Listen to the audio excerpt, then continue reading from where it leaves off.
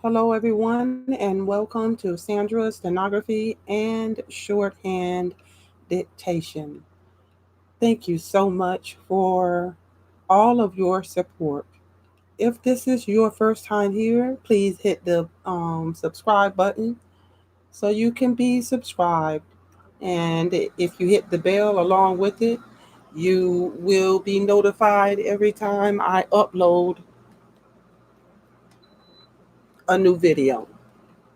Let's see. You can also join me on Anchor FM at Let's Write Steno. It also broadcasts to nine other podcasts like Apple. I'm also on Spotify because I'm on Anchor. It just sends it out. Um, so you can also find me there, and it's Let's Write Steno. I'm also on, let's see, did I say Facebook at Court Reporters Plus, and I'm also building a new website, and that will be coming probably. I wanted to launch it on my birthday, but I don't think it's going to be ready, even though I've been working my little heart out. So maybe in October, I should have it ready. I'm thinking I may have it ready before then. I just really need to put my feet to the fire and get on with it. I have been rather tired lately, and I've been trying to, and I've been little rather lazy as well. So please forgive me for that. All right, so here we go. Today I have some dictation for you. Um, and the title of, I don't know if I'm going to do two or not. So let me just talk about this first one I'm going to do, and it's on soap bubbles. And let's see here. How many words is it? 200. Looks like 262, if I can read that right. And let me see. This is going to be at 50 words per minute.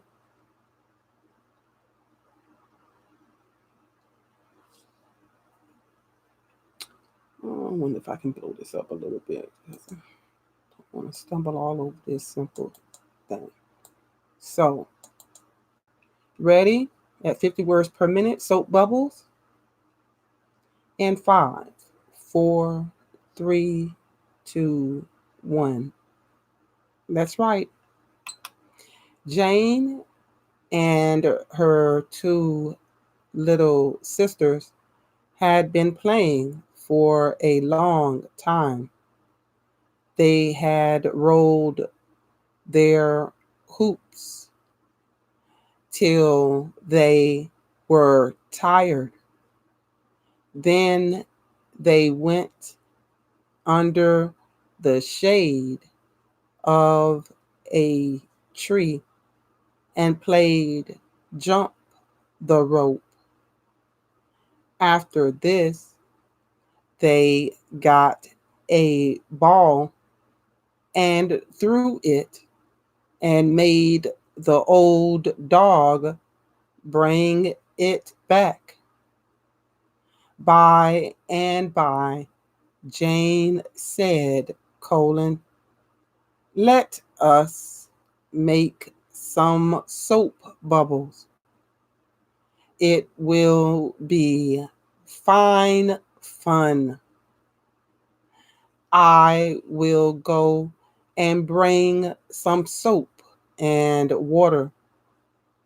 So she went to the house and got a basin and filled it with tap water and put some soap in it.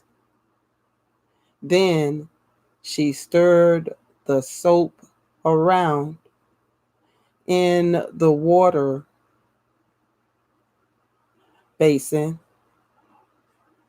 was full of soap suds. She used soft soap to make the suds. For soft soap, is the best.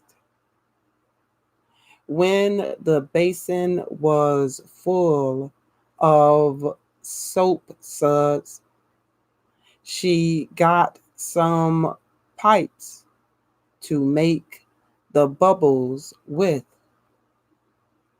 and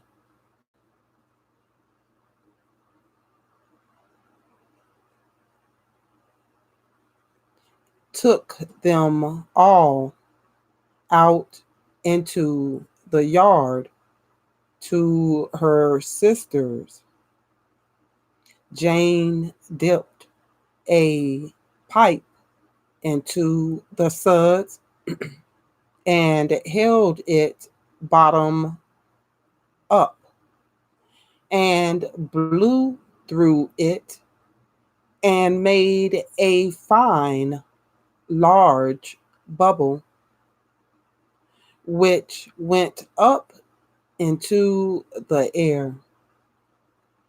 If you want to make a nice soap bubble, you should hold the pipe bottom up, and you must not blow too hard. When you blow through the pipe, a soap bubble looks very pretty.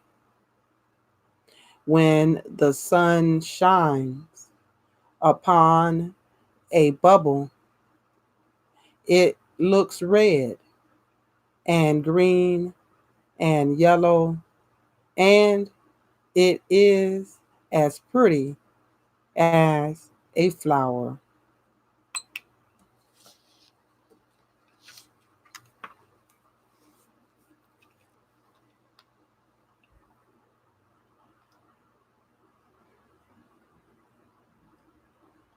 All right, that's soap bubbles. Let's see if I can do this here.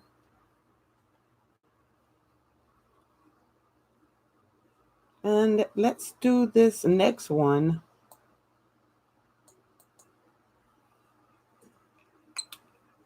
on cold water. Hmm.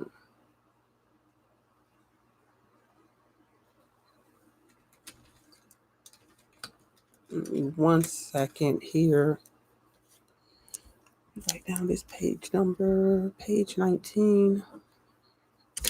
Um,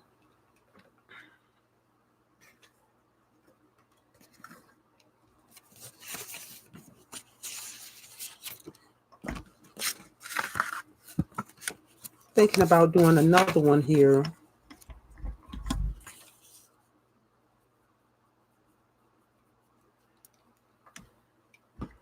Give me 1 second.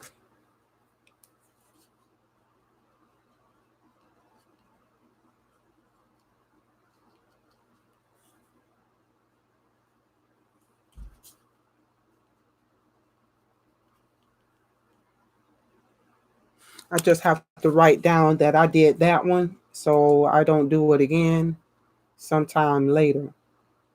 Let's do this other one here.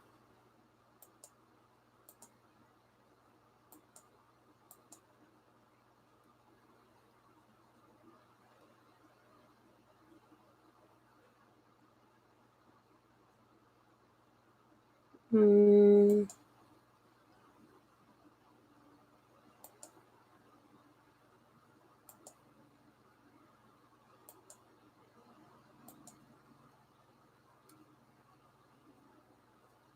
Let's see here. Soliloquy of Orpheus. Oh gosh. No,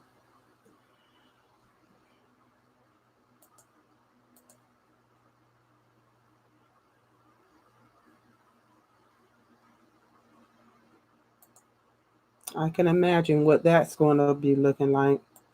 That Orpheus thing. Let me get to the middle of this book.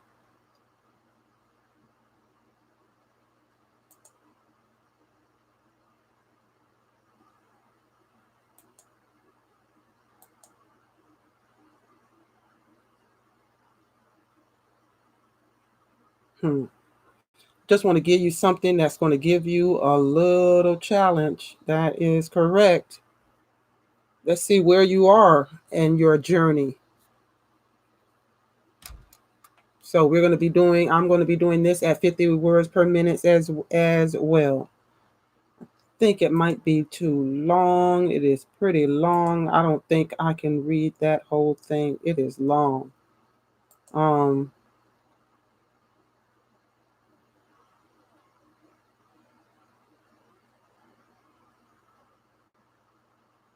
that is really long.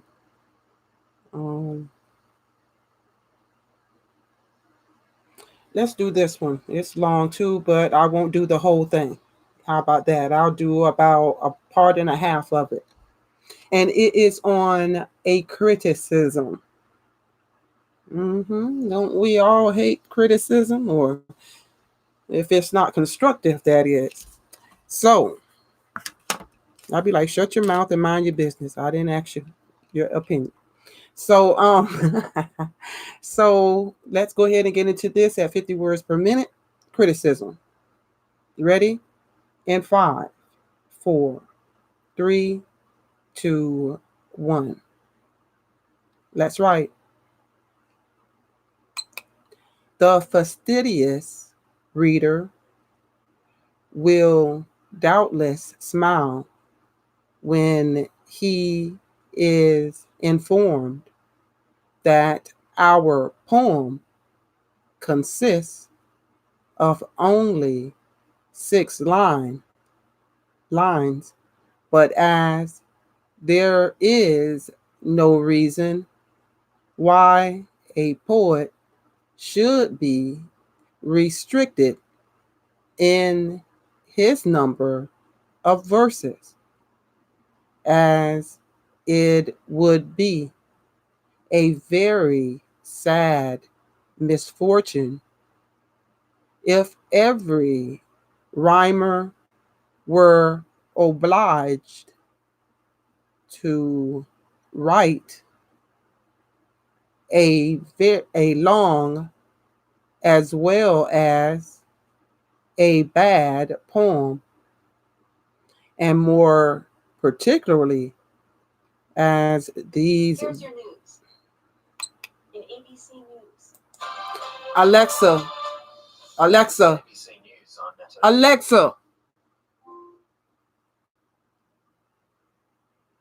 stop the briefing.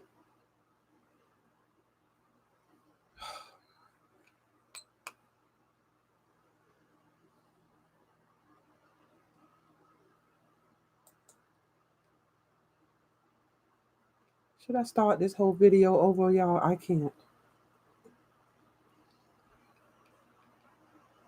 So I'm just going to start this over. I do apologize for that.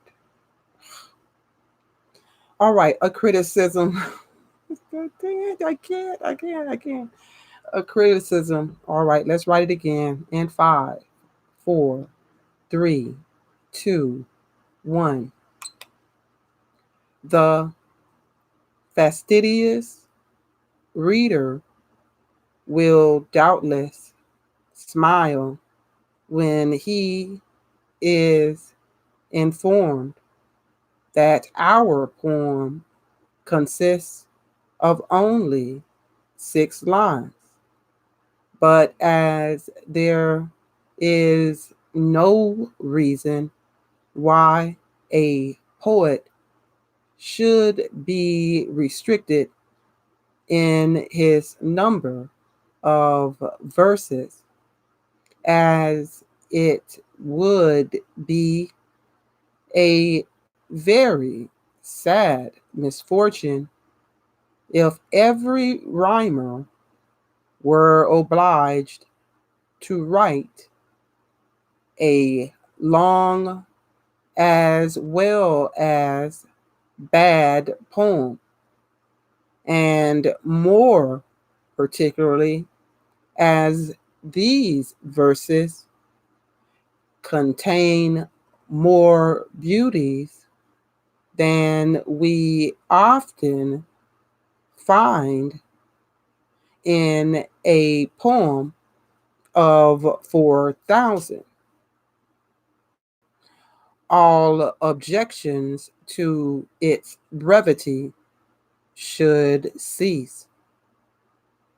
I must at the same time acknowledge that at first I doubted in what class of poetry it should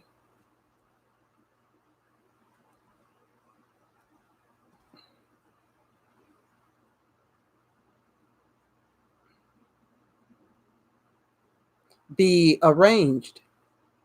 Its extreme shortness and its uncommon meter seemed to degrade it into a ballad, but its interesting subject, its unity of plan, and above all, its having a beginning, middle, and an end, decide its claims to the epic rank. I shall now proceed with the candor of a good critic to analyze and display its various excellencies. The opening of the poem is singularly beautiful. Quote, Jack and Jill, close quote. The first duty of the poet is to introduce his subject, and there is no part in poetry more difficult. We are told by the great critic of antiquity that we should avoid beginning over, ab ovo, but go into the business at once. That was 4 minutes, a good warm up. And now there's something I'd like to add here.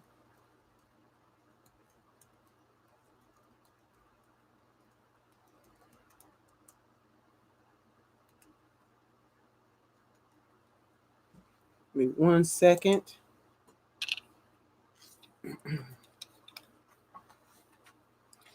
This is going to be the next few minutes is going to be the same. We're going to continue with some more dictation, but we are going to add the metronome to it. Give me 1 second.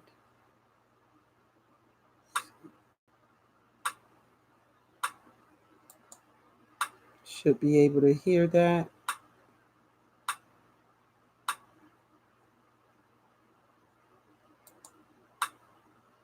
Oh, it's on the 3-click thing. So that's not the one I want. Let me find the one that has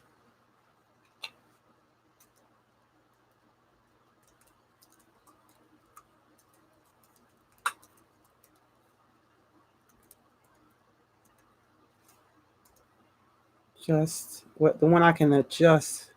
I can't really adjust that one. Let me see here. Click track.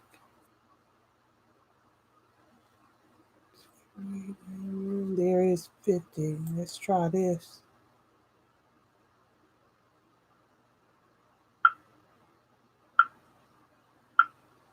All right.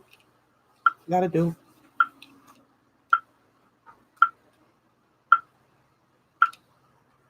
All right. I'm going to read some more to you, and we're going to use the metronome with it. 50 words per minute. Ready? So you can get the rhythm of this. We are told by the great critic of antiquity that we should avoid beginning ab ovo, but go into the business at once. Here, our author is very happy, for instead of telling us as an ordinary writer would have done, who were the ancestors of Jack and Jill, that the grandfather of Jack was a respectable farmer that kept a tavern at the sign of the Blue Bear, and that Jill's father was a justice of the peace, together with a catalog of uncles and aunts. He introduces them to us at once in their proper person. The choice to of names is not unworthy of consideration. It would doubtless have contributed to the splendor of the poem to have endowed the heroes with long and sounding titles, which, by dazzling the eyes of the reader, might prevent an examination of the work itself. These adventitious ornaments are just disregarded by our author, who, by giving us plain Jack and Jill, has disdained to reply an extrinsic support. In the very choice of appellations, he, however, is judicious.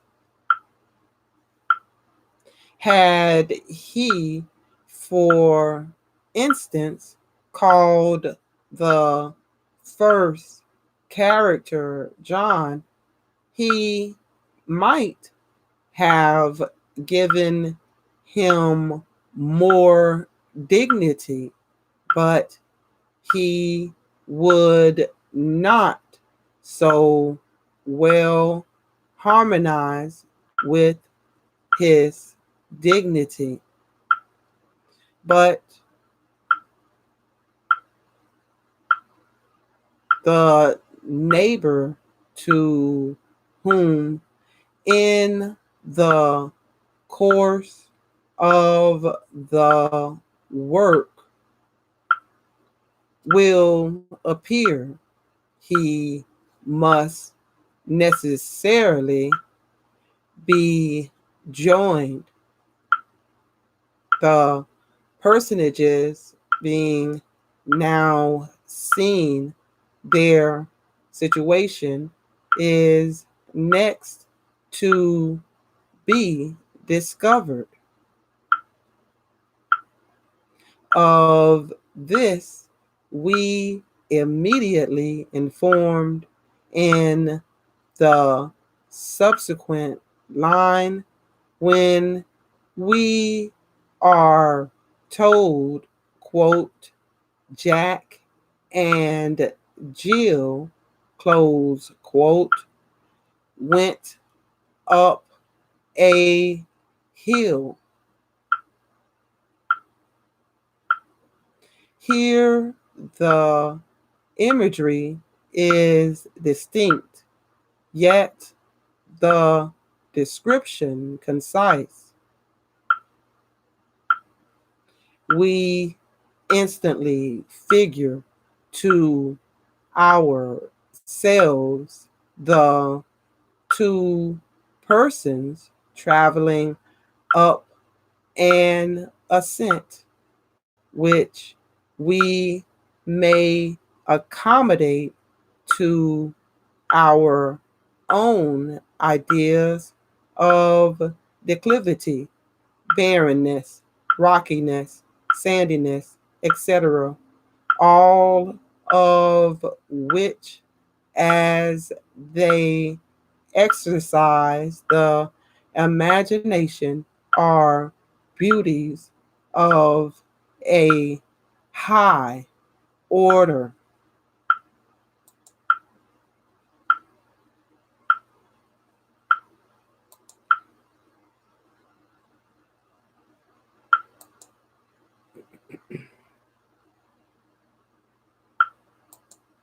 I moved that up to 60.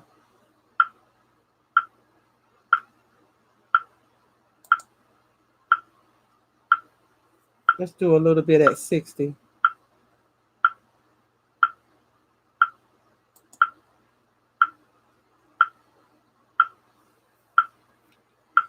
Okay, we're going to do this at 60, but this is not going to be so hard. I have dropped it back so that these are much more easier words for you to write. All right. And this is on, looks like, is it on, let's see here.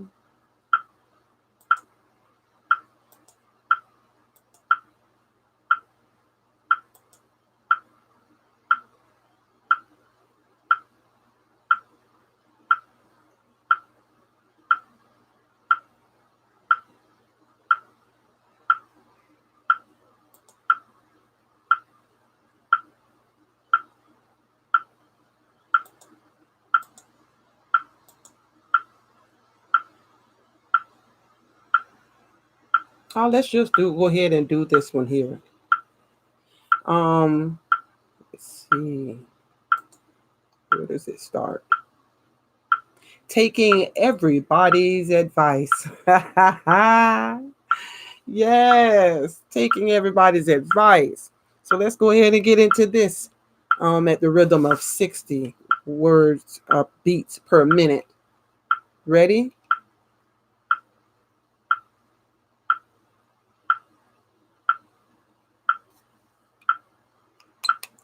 A miller and his son were one day driving a donkey to a market in a neighboring town.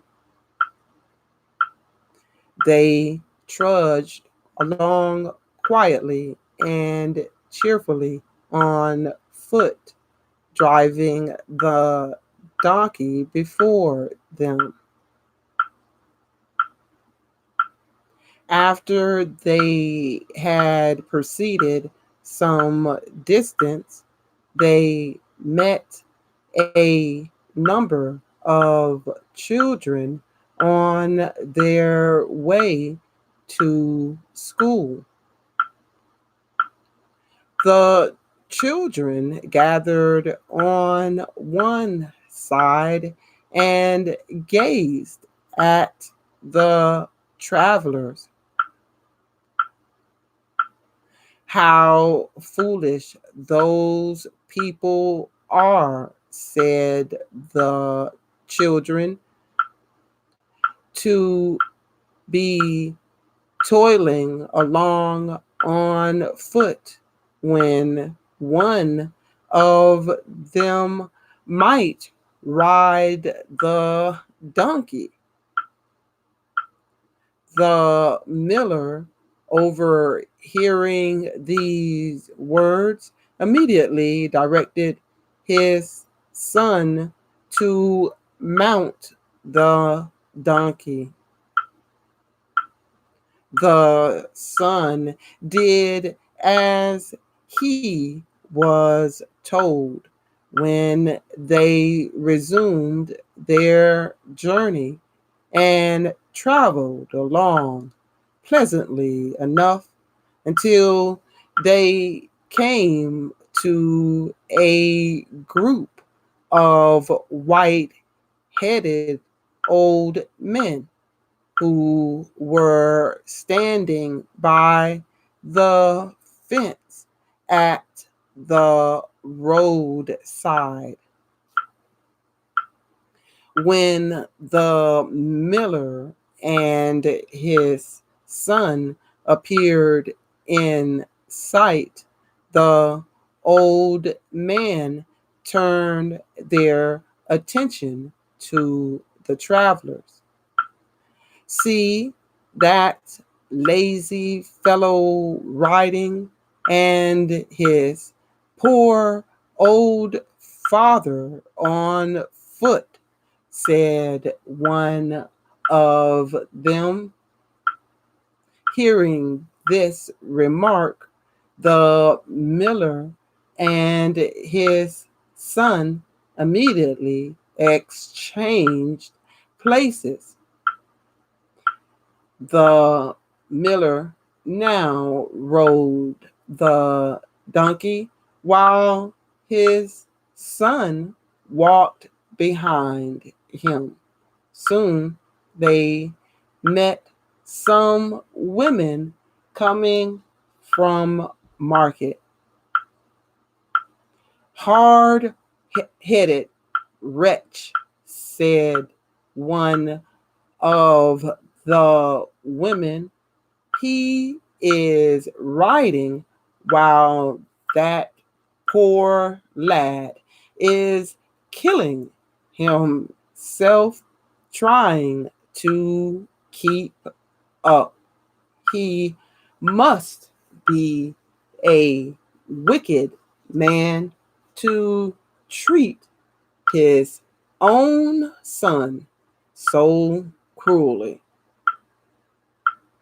The miller stopped and told his son to get up behind him on the donkey. Once more, they started on their way, but they were obliged to travel slowly as the donkey now had a heavy load to carry. A farmer who was plowing in an adjoining field stepped his plow and looked over the fence. Those men, said he, must have hired that animal. Certainly they do not own him. If they owned him, they would not load him down so. They are better able to carry the poor beast than he is to carry them. The miller and his son at once determined to carry the donkey. They rode the donkey on his back, tied his legs together, and put a long pole between them, putting their shoulders under the pole. They lifted the donkey up and carried him along the road toward the town. People came running from every direction, shouting with laughter, and crossing a bridge. The donkey kicked and struggled, and at last he rolled off the bridge and was lost in the river. "My son," said the miller in a sorrowful tone of voice, "we have tried to please everybody and have pleased nobody, and have lost our property besides. Hereafter we will manage our, our own business in our own way." Ooh, 8 minutes, 10 seconds. And I think that's 37 minutes of practice. So you can go do something else now. And then come back and do another 30 minutes. And then your hour of practice is done. Ain't that simple? That's the simple way to do it. 30 minutes every 30 minutes. But make sure you're also practicing. Make sure you have a book and you're practicing on what is giving you difficulty. Please make sure you're doing that. And if you haven't seen my podcast on deliberate practice, you should pop over there and go ahead and see that, because it has a ton of valuable information on how masters practice. And perhaps you can take some of that advice and apply it to your endeavors here. That's it. Thank you so much for coming. I really do appreciate it. And as always, you guys are absolutely the best.